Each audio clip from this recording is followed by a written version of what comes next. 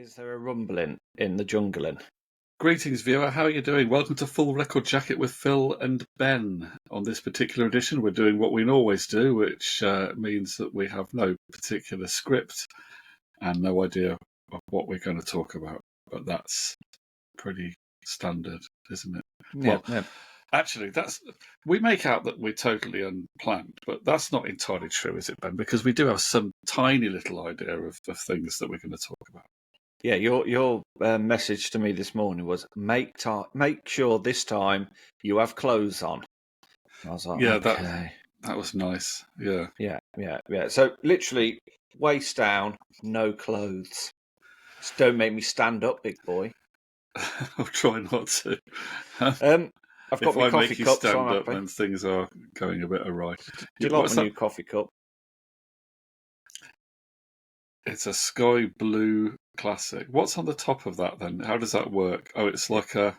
Yeah. It kind of looks like a drink can, how it opens. It does, doesn't it? Like an extra large sort of energy drink can. And your lipstick marks are still on my coffee cup, Phil. I take it that's reusable. It is reusable, because I'm all about the environment, Phil. You know this. Now, you got me now. I'm trying to think that lipstick marks are still on my coffee cup. That's in a well-known song. It isn't a well-known song. And I'm now trying to think, I can't even... You know, normally when you hear a lyric like that, you start to hear the singer's voice in your head. Yeah. That leads you to... Got your lipstick mark still on your coffee And now I'm trying cup. to think that I can't think who that is that sings that. Oh, hang on. Here we go. I'm really... Lipstick mark still on my coffee. I can't even think what the next line is. Oh, yeah. And a bit of pure emotion. Got a hand of shattered dreams. It's take that, isn't it? It's Gary Barlow singing this, isn't it? Our friend Gazza. Gary Barlow. Friend of the show, because he's got to be our friend. He's been on so many times. Yeah. We had so many interviews with him. And I listened to his solo album, which means I'm literally, of all the people that have listened to his solo album, I am one of one. Did he only do one solo album? No, he's done a couple. He's done a couple since then. I think at the time he did that open... Oh, God almighty, how have we got to Gary Barlow? But I think he did two at the time, and then I think he got dropped. Or did he get dropped before the second one? But anyway, then he had a solo album out about 2014, I think, 15, something like that. Okay. Don't ask me how I know this, but I do know this. You do. No, you're a bit of a secret take that fan, you are. I don't mind a bit of the that. Is that grammatically correct? The that? I don't know. But I'm going with that anyway. So, yeah. So, we've got a few things to discuss today, Phil. Okay. One is my slight obsession with the Pulp album. I am going to say now, and I'm going to put it out there, that it is possibly the best album of 2025 that will be. And I'm putting that marker down. I thought for a second, excuse me, that you were going to say that it was the best thing that Pulp have ever done. I think it's definitely up there. It's up there with This Is Hardcore, and the other one that has just completely slipped my mind. Well, there was Different Class was the very Different big Class, one. that's it. Yeah, with Common People and Disco 2000 and that on it. I've never really listened to the early stuff. Like, didn't they release an album in like 1983? Well, they had existed for some years, hadn't they? Now, I only really know the stuff beginning with His and Hers. And Hers. I've not really gone back before that. No, so I haven't either. But no, I think it's very much like Train Spotting 2. Do you know when you put something on, and I've said this 100 times before, and it takes you back to a place? That's what this album does. It's like that reflective thing of, oh God, a lot of time has passed since the bum waving thing. But there's also elements of the album which are quite... what song is it? It's near the end. Let me have a look. It is... think it might be Partial Eclipse or The Hymn of the North, one of those two, where it's almost got like there's a bit in it where it sounds almost like it could, they've stolen a bit of sound from like a late 60s, early 70s TV movie, like Charlie and the Chocolate Factory. There's that sort of element to it of, it's very much a reflective album of things that have passed and that, but it's really good. There's some songs on it which are like ditties, but they're songs. And then you've got, what's it called? You Are Love or something? No, I can't remember song titles. You Got to Have Love, which is like a thumping disco track, which reminds me a lot of those Noel Gallagher EPs. Well, there was one track, I haven't listened to the album properly. I can't really give a view, but I do think that I listened to the first 4 songs because I happened to have it on my phone. Tina's a really good song. That's grown on me, that has. Well, there's one, I can't remember, about 3 or 4 or 5 songs in, and it was about, there was something in the lyric about going into space in a rocket or something. I can't remember what. I can have a look because I can get the lyric. There's a spoken word section by Jarvis Cocker that's just typically Jarvis Cocker. It made me laugh. I did laugh at that one, but I don't remember it in detail. Let me have a look while you pad for time. I'll pad for time. It might be Grown Ups because that's a lot ago. That rings a bell. Yeah, that might have been that. Well, I think it is Grown Ups. I think so. Yeah. Jeremy Sissons looking at it's a long lyric. It mentions there it is. It is Grown Ups. I had a dream that a new planet had been discovered, and through powerful telescopes we could see the inhabitants. And they seemed to have a really good time, so we built a rocket, and I was on it. Yeah, it was just the way it ended. It was a typical Jarvis Cocker, but it did make me smile. Yeah. And I just got the impression the first track is, I think, a very, very good single. I think it's Spike Island.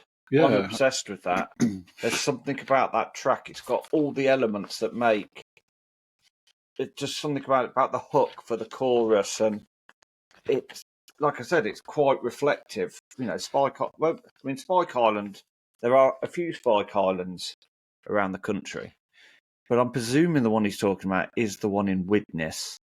This is the one where there was a Stone Roses concert. Stone Roses thingy. And do you know what, Phil?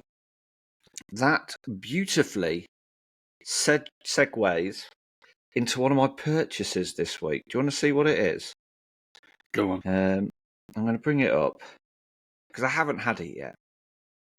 But I did buy it the other day because of this song. But I bought myself, here it is, I bought myself a framed Spike Island ticket.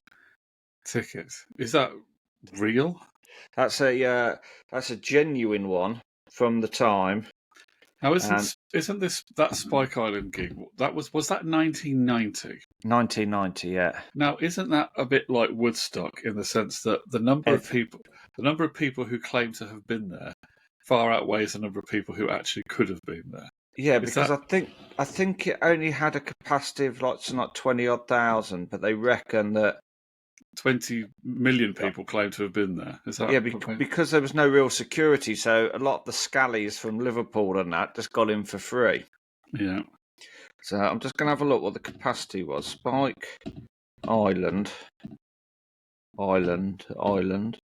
Stone.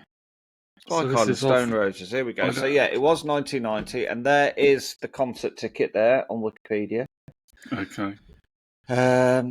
So it took part on the 27th of May, 1990. Was it recorded? No, I don't think it was recorded, but it says here it was never officially recorded, although bootleg audio recordings and clips have emerged online, and there were rumours that the full video of the concert existed. As of 2024, the full footage of the concert has been found and is due to be released as part of a documentary about the show. Oh, really? So is that the footage off the camera do they have a big screen on the I don't know. stage? It says it was recorded by an employee who had been Okay. given time off and access to a video camera. The Okay. organisers suggest that about 28,000 baggy people in bucket hats attended the concert, not including gate crashers. And Noel Gallagher went to it, and Liam Gallagher apparently went to it as well. So, but they had some DJs on: MC Tunes, Dave Haslam, Paul Oakenfold, Frankie Bones, Alfonso Butler, MVITA. There was a Zimbabwean drum orchestra played there, and a reggae artist. I know reggae's your favourite, called Gary Clayle. But there was a 2002 comedy film called Spike Island. I remember Gary Clayle. There's Something Wrong with Human Nature. Do you remember that one? Yes, that's him, yeah. Emilia Clarke appeared in the Spike Island film, which came out in 2012. And there is going to be a documentary film. So, yeah. Spike Island. I'd just like to know, it'll be interesting if there's a decent recording of it, how good the performance was. I know it's like a cultural thing now that gets talked about. I wonder how good they actually were on the day. Yeah, well, a lot of people always highlight the fact that it was a windy day, wasn't it? So the wind was, the way the speakers were set up, the wind was sort of blowing the sound the opposite way. So a lot of people have said that because Ian Brown, I've seen Ian Brown live, I've seen clips of him live. He's not the greatest live. He's a bit like, you know who Ian Brown reminds me of? Remember The Beloved? Vaguely, yeah. What was that big song they did where everybody was naked in the video? Right now. No, not Sweet Harmony. Sweet Harmony, let's stay together. That one. He's not got what I call a singer's voice. He's very much almost like because he only seems to be able to sing like that. Hello. And Ian Brown's a little bit like that. He hasn't got an out-and-out rock and roll voice, has he, Ian Brown? There's it's a sort of a kind of a whispered intonation on some of those songs, isn't it? Yeah, and a lot, I think live he struggles a bit because his voice gets drowned out by the noise around. So maybe, yeah. But it would be interesting if someone had recorded the soundboard or off the mixing desk. Yeah. But a lot of people have said about that gig is it was more about the experience more than the output that came from it. Being around with a load of people with bucket hats. Yep, I'll be doing that in 3 weeks' time. Have you got your bucket hat ready? I do have a bucket hat, but I've got a massive head, so it probably won't fit on my massive head. So there's a little 90s reference for anybody who remembers TFI Fridays. Heed. So, I know what you're going to ask. Have I bought anything? And my question is, yes, I have, Phil. Would you like to see what I've got? And I would like your opinion on it. Let's have a look then. Well, I'll tell you what, let's have a little guessing game. I'll give you a clue. It's by a very well-known artist from these isles, and it is a solo album. Okay, does that mean that then this person is well known for having been in a group? He is well known for having been in a group. We don't know any more than that. That's all I'm going to give you. Okay, well that opens quite a few possibilities, doesn't it? Well, you could guess no idea the on the decade. No idea of the decade. Is it the 80s? No. Is it the 90s? No. Is it the 2000s? Zeros, where they are. The noughties. Is it the 20-teens? No. Is it the 2020s? No. Is it the 70s? No. The 60s? Yes. Bang on, Phil. So this album... So the album isn't from then, but the artist was in a band then. Okay. Well, I guess, is it Paul McCartney? It is Paul McCartney. Okay. So it's a McCartney solo album. So it's one that's under his name. It's not one of these fireman things or anything like that. No, it's not Wings or anything like that. So it doesn't. It literally gives you a couple to choose from. I'm trying to think about a Paul McCartney solo album. I'm trying to think maybe it's one that's obscure. Press to Play. No. Tug of War. No. Think an Memory out and Almost out Full. McCartney solo album. McCartney 3. It is McCartney 3 imagined. Oh, okay. So is this the one where it's other people doing the songs? It has got, so side A is Find My Way featuring Beck. The Kiss of Venus with Dominic Fike.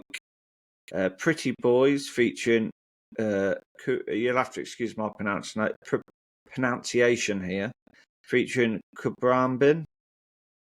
Women and Wives, the St. Vincent remix. Deep Down, the Blood Orange remix.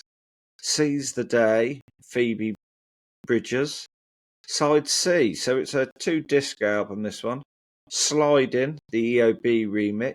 Long-Tailed Winter Bird, the Damon Albarn remix. Lavatory Lil with Josh Homme. When Winter Comes, the Anderson .Paak remix. Okay, so these remixes there's a lot of even Idris Elba does a remix on there.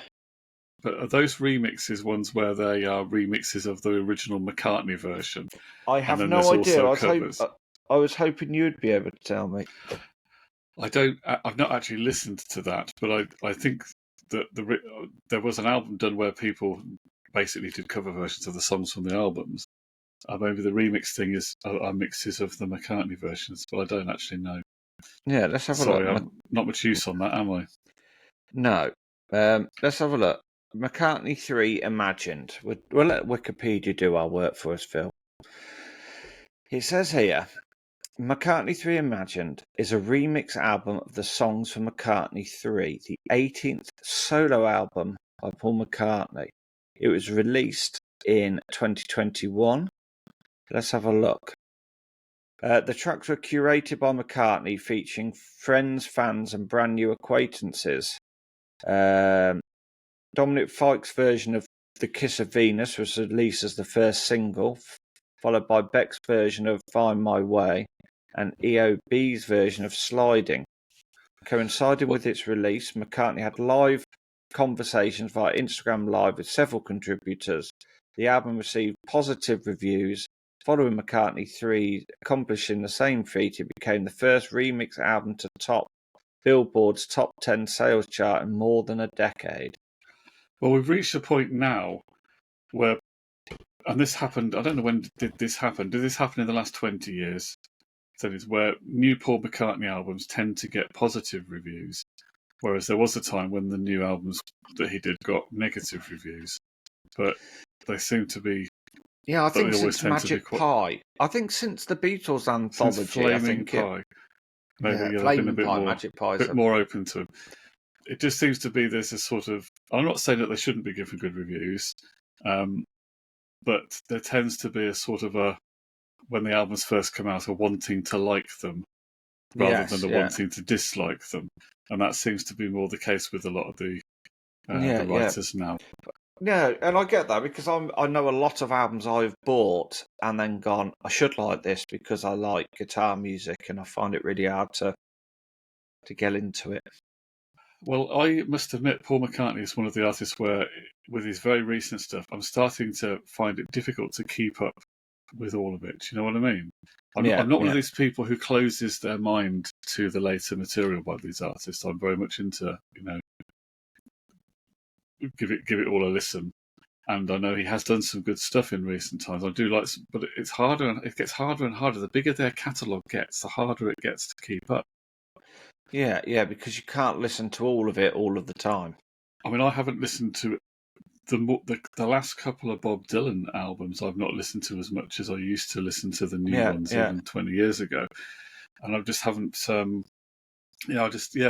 Is there a?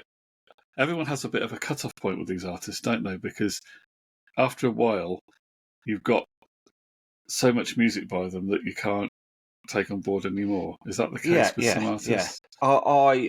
I used to get, obviously I collect all the Oasis albums, stuff, but like take the Stereophonics, but all their stuff up until Pull the Pin, and then it's like, do you know, like when you were a kid, there was a point where when you went out with your mates down to the park, like for me, Frobisher Road Park, the last time we walked away from it, did we know it was going to be the last time we'd ever go down there together? And it's a bit like that one of those albums. You get to that point where you kind of grow out. There must have been a last time, mustn't there, that you went to the park with your mates to play on the swings, but you don't know when it was. Yeah. And that's a bit like that with say like the Stereophonics. There was the last time when I sort of bought Pull the Pin and thought, I'm not going to buy anymore. Because other stuff then fills the gap where that used to be. Yeah, you just slightly lose the interest. Well, everyone's got that thing, haven't they? But for many people, it's the greatest hits album. They only want the greatest hits of that artist. Yeah. Or maybe one or two, and then they're happy with that, and they don't want to listen to anything more. And this is the problem that artists face as their careers go on, of course, that fans or the public are not as interested in their new stuff. Yeah, because they just want to hear the hits. Exactly. So that's... But the last few was it New, the one with Queenie Eye on it? That was a good album. Save Us, that was on there as well. Yeah, that was a good album. And Egypt Station, I really like Egypt Station. I think that's a really good album. Yeah. So, but yeah, no, I got that this week. To be fair, dude, I've been good with my vinyl purchasing. I haven't really bought a lot. I will say, an update. It's on the Ed Sheeran album, which I bought. Bit boring. It's a little bit samey. So, but I am obsessed with this Pulp album, though. Very, very obsessed with this Pulp album. And that's all I've really been listening to as well this week.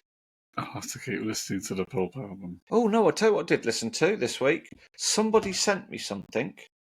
And I actually listened to, and I know I've said before in the past that I struggle with it, but I listened to some Beach Boys. Yeah, so finally, you've listened to some Beach Boys. I have listened to some Beach Boys, yes. Brian basically had to die to make that happen. That's he had to die. Rest in peace, Brian. I like. I don't mind it. It's the harmonies that do me. I'm not a fan of the harmonies. And that's the beautiful thing. One of the main beautiful things about the Beach Boys. I know. And I'm going to go back and re-listen. You're a Beatles fan, and the Beatles do harmonies. I know, but do you know what it made me realise? How much the gap between the Beatles and the Beach Boys, it's massive. In terms of the style? Just where they are in my, pillar of musical greatness. But I didn't hate it. There's people who prefer the Beach Boys to the Beatles, Yeah, and those people are mad. But it's the emotional depth of Brian Wilson. That's the thing that he brings. I know, and I got that. Such emotion with his melodies. I'm not trying to be, thingy or just. Do you know, like we were saying earlier about that? You should like them. That sort of, there's a big part of me that says I should like the Beach Boys because I like all that '60s stuff. I like a bit of nostalgia, but maybe it just needs more listening. One of the interesting things about Brian Wilson in particular is that he's been embraced certainly in my lifetime when music fans have looked back on all the classic 60s stuff, that a lot of hip music fans, the sort of people who go to the record store day and the sort of people who, like me, hang around and buy vinyl records and listen to Radio 6 music and do all the hip things. That Brian Wilson is regarded as being great, and there's a big cult around Brian Wilson.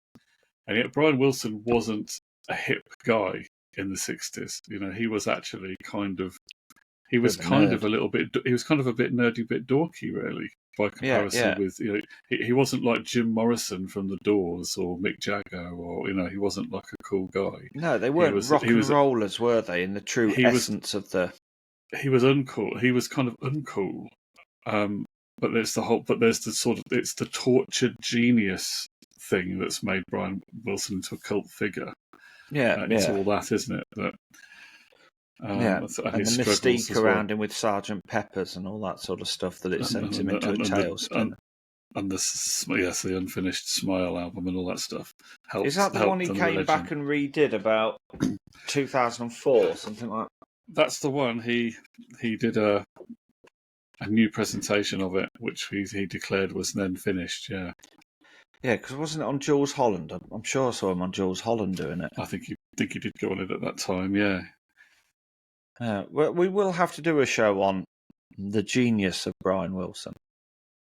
I'll have to get you listening. You still need to listen to more, though, man. I will listen to some more. Don't you worry. I will listen to some more. I can't completely appreciate Brian Wilson because I'm not a musician. I can appreciate the beauty of the songs and enjoy them. But on a musicological level, what's going on? Music or what? A musicological level. A musicological level. When you start looking into the chord stuff, yeah. It's very complex what he's doing, and obviously people like Paul McCartney understand what's going on there.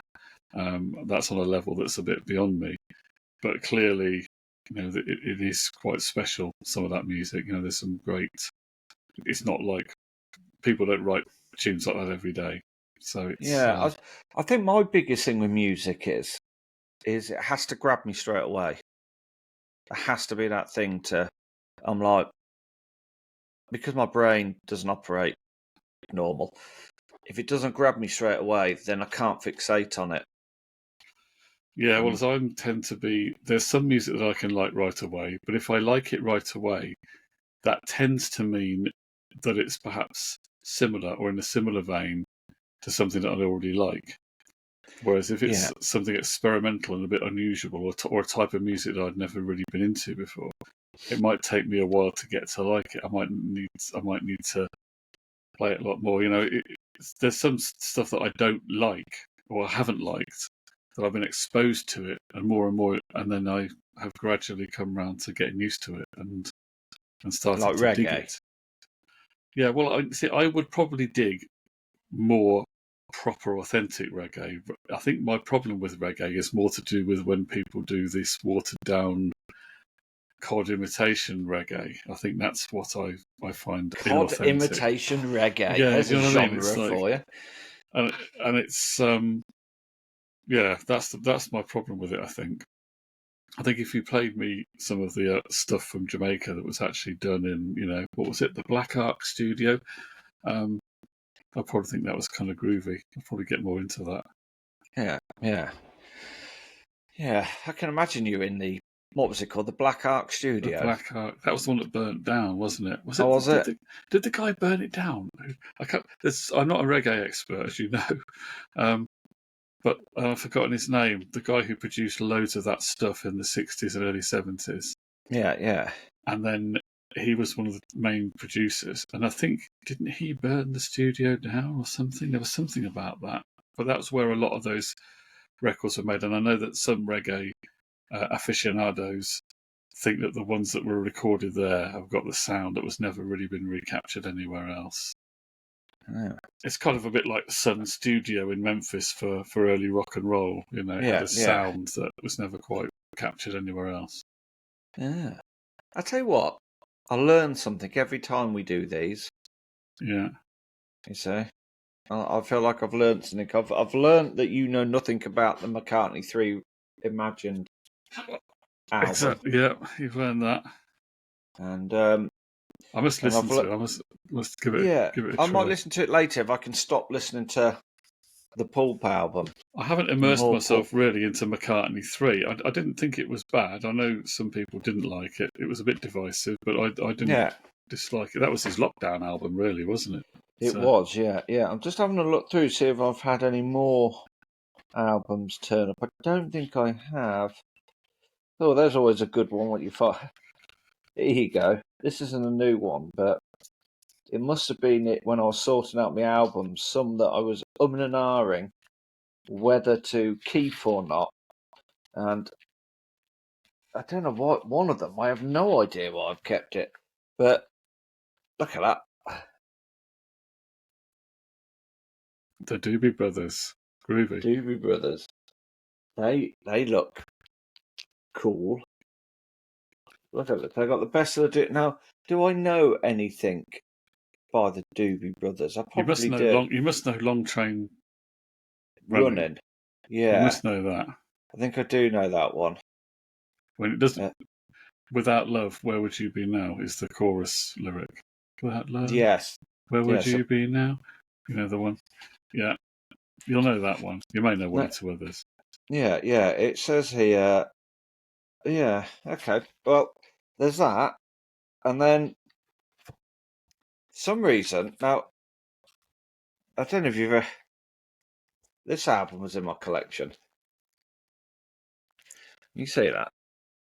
Okay, I don't really know it. I don't know it either. John Renbourn. Let's have a look what genre it is, because I've no doubt put it into my collection somewhere. You do that, I'm going to have a sneeze. Oh, go on. Did he? Oh, I love it if his face fell off. Is his face still there? Has he got his face? Oh, no, it's still there. He's kept his face. John. Here we go. The album is called Sir John a Lot of Merry England's Musk Thing and Ye Green Nighty. There you go. That's it. I know that's probably backwards, but I've no idea what kind of music that is. I don't know anything about it. It is rock, folk, world, and country, and its style is acoustic folk rock. And I think I kept it because the last copy of this sold for £75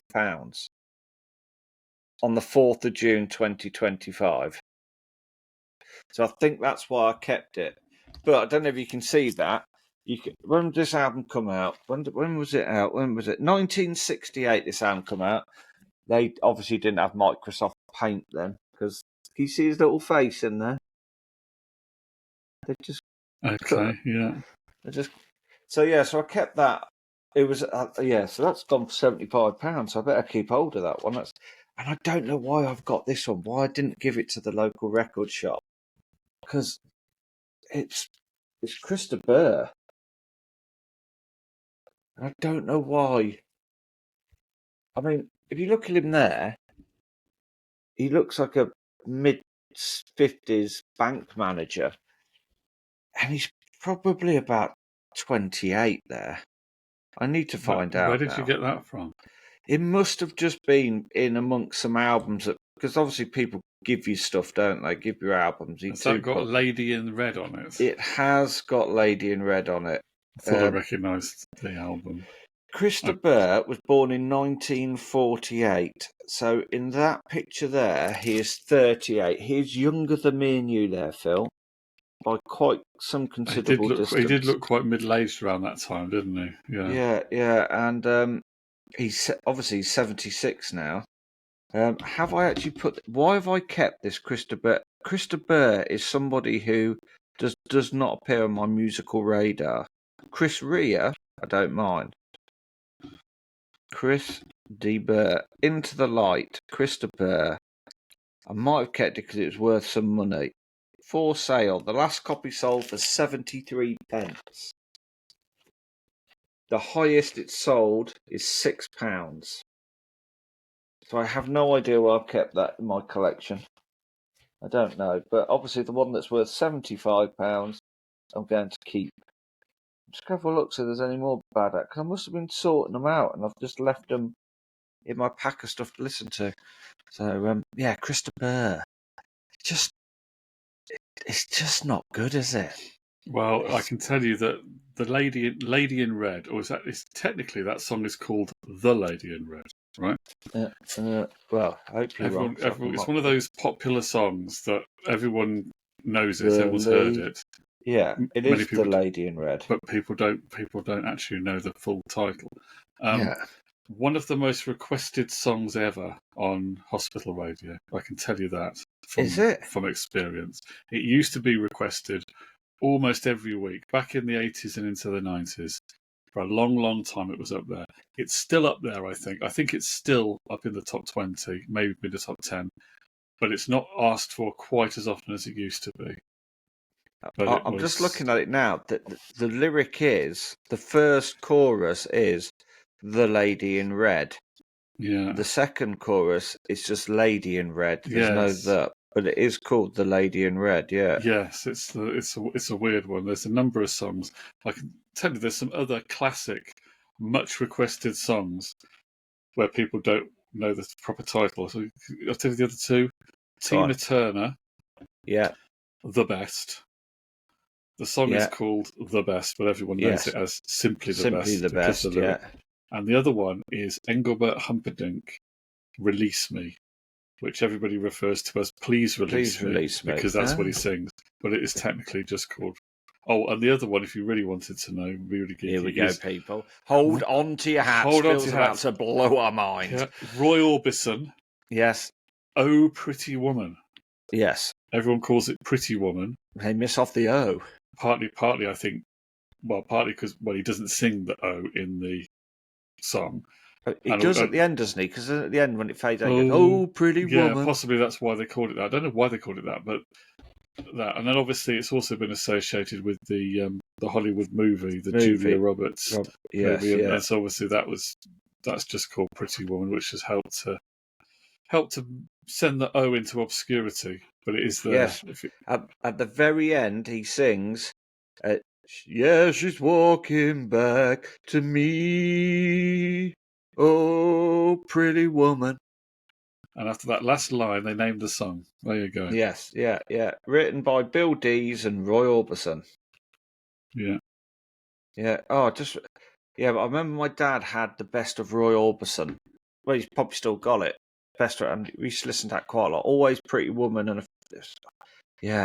and we had the Best of Bread on CD as well. I used to love the song If. I used to love that. If, and what's the other one? By Bread, yeah. Yeah, Bread. Make It With You. Yeah, that's another good song. Baby, I'ma Want You. Baby, yeah. And what it doesn't matter to me. That's another good song. Oh yeah. And then what's the other one that I really, really like by Bread? The Guitar Man. That's another. Bread are really, really great. I think Bread are a really good band. It was very good. David Gates was the guy, the main songwriter and arranger. Yeah. Very good. Everything I Own. That was another Bread. That's the one. That's the song I really like. Yeah. Give you my heart, my home. Which is the one that Boy George did the remake of. Yes. Isn't it? Yeah. Oh, Bread. What a great. They did some good stuff, didn't they? They're very good songs, yeah. They're good middle of the road 70s. I was just about to say very middle of the road. But who was it? I said yesterday, Supertramp. I need to give them a listen. Yeah, Supertramp is kind of a bit more quirky. Yeah. And maybe a bit more of a range in terms of the different styles of songs they did. But it's interesting. Yeah, I might bring that out as a new Marvel film, like Supertramp. He lives in a bin and fights crime. On a dark, cold November night, Steve Smith was living in his bin when some toxic waste was thrown inside, mutated, and over time he became Supertramp. Of course, that's how. Was that how Super? Was that who was it? The toxic. Which superhero was created by the toxic waste? Was that Spider-Man? He was a spider bite. Superman came from Krypton. That's right. Toxic Crusaders were made by Toxic Waste. Teenage Mutant Ninja Turtles, they were from Toxic Waste. Is that what it was? Okay, right. Yeah. As you can tell, I don't know anything really about superheroes. No, I was never really into superheroes. I never was when I was a kid. Really into them. Well, I always say to people when they talk about superheroes, not all superheroes wear capes. Some of them wear pink t-shirts. with that thought, viewer, we're going to bring this particular edition to an end, but we're going to record some more stuff, and you'll probably see it popping up on your YouTube very soon if you're unlucky. In the meantime, thanks for watching. Take care. Bye-bye.